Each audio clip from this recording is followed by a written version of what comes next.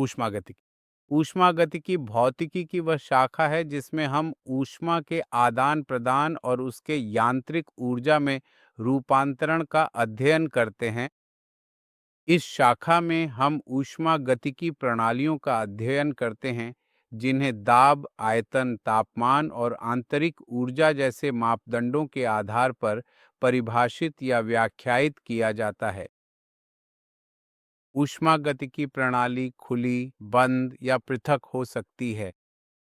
यदि यह खुली है तो इसका सीधा अर्थ है कि इसमें द्रव्य और ऊर्जा दोनों के आदान प्रदान की संभावना होती है।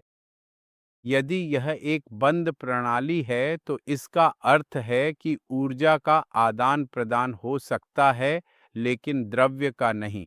जब इसे पृथक प्रणाली कहा जाता है, न तो द्रव्यमान और न ही ऊर्जा, कुछ भी आदान प्रदान नहीं हो सकता।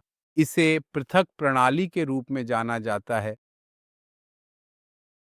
फिर हमें ऊष्मागतिकी में 4 नियमों का अध्ययन करना होता है।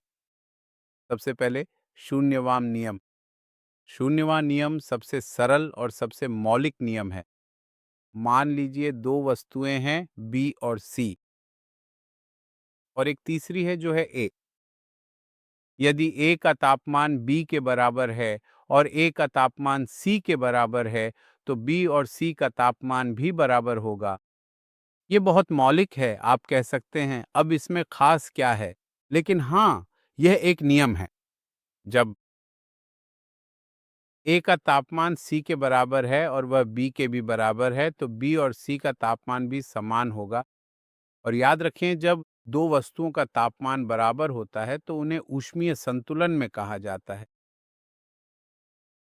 तो आपको यह पता होना चाहिए, आपको इस शब्द चक्रीय प्रक्रिया के बारे में जानकारी होनी चाहिए।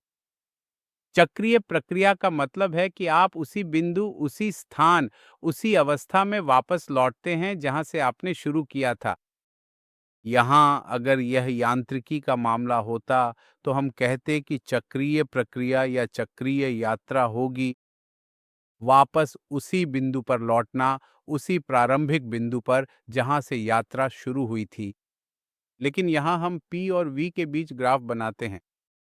ये किसी भी आकार का हो सकता है, लेकिन जब भी आप चक्रीय प्रक्रिया को दर्शाते हैं तो हमेशा एक घेरा प्राप्त होता है। तो चक्रीय प्रक्रिया को हमेशा पीवी आरेख पर घेरे के रूप में दर्शाया जाता है। और अब समय है ऊष्मागतिकी के पहले नियम का। शून्यवान नियम हमने कवर कर लिया है। अब पहला नियम। पहला नियम कहता है कि जो भी ऊष्मा ऊर्जा किसी तंत्र को दी जाती है वह दो भागों में उपयोग होती है, आंतरिक ऊर्जा को बदलने में और तंत्र पर कार्य करने में। या आप ये कह सकते हैं कि किसी तंत्र की आंतरिक ऊर्जा में परिवर्तन दी गई ऊष्मा और किए गए कार्य के अंतर के बराबर होगा। तंत्र द्वारा किया गया कार्य। अब इन तीनों मात्राओं के लिए अलग-अलग परंपराएं हैं।